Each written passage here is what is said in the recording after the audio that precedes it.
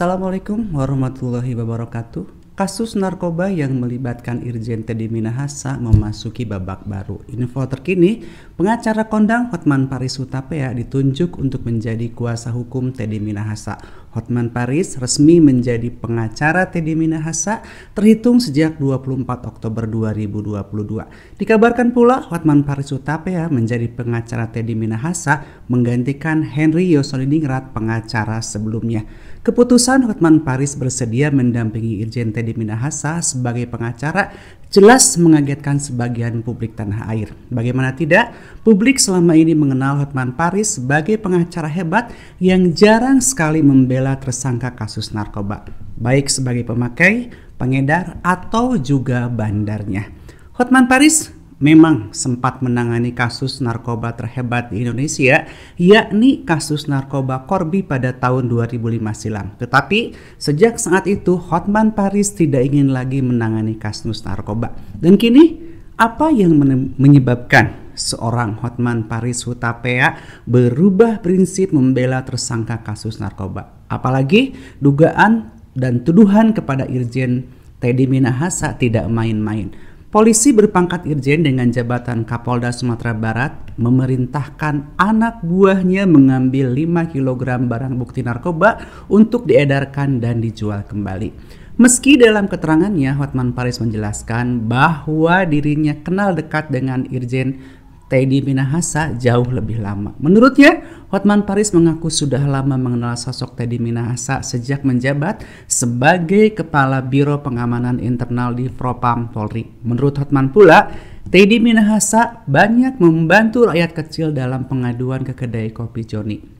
Sebagian besar publik jelas kecewa ketika Hotman Paris menyatakan diri kesiapannya membela Irjen Teddy Minahasa, meski dengan alasan karena sudah kenal lama. Menurut saya dan mungkin juga Anda, keputusan Hotman Paris ini seakan-akan mendukung gembong pengedar narkoba karena publik tahu kasus yang menjerat Irjen Teddy Minahasa. Terlebih, keberadaan seorang pengacara jelas-jelas di mata publik sebagai sosok yang akan selalu membela kliennya, terlepas salah atau tidaknya yang bersangkutan. Inilah salah satunya yang membuat publik kaget dan kecewa dengan keputusan Hotman Paris Hutapea menjadi kuasa hukum Teddy Minahasa. Di mana kita tentu tertanam stigma jelas Hotman Paris akan membela Irjen Teddy Minahasa dari jeratan kasus yang dihadapinya saat ini. Lalu, jika alasan kedekatan yang menjadi dasar pertimbangan Hotman Paris menjadi pengacara Teddy Minahasa,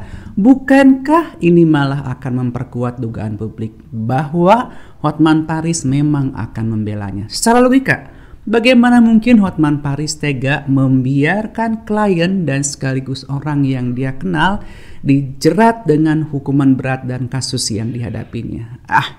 Serba salah memang. Terlebih prinsip Hotman Paris yang sejak awal enggan membela tersangka kasus narkoba.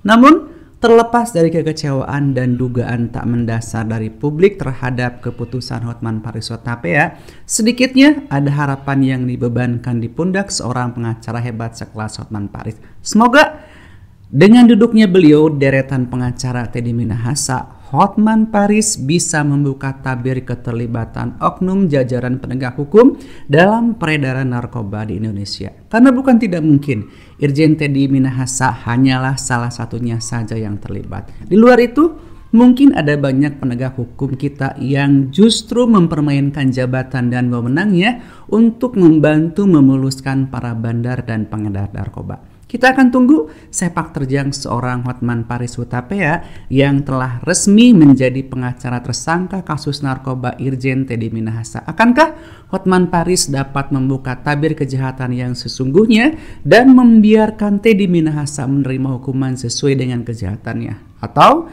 justru sebaliknya, Hotman Paris malah mengaburkan kebenaran dan fakta yang sesungguhnya? Atau bahkan membuat orang bersalah terjerat narkoba menerima hukuman lebih ringan karena pembelaannya, atau malah terbebas dari semua tuduhan dan hukuman. Saya Dimas Fat, terima kasih dan Assalamualaikum warahmatullahi wabarakatuh.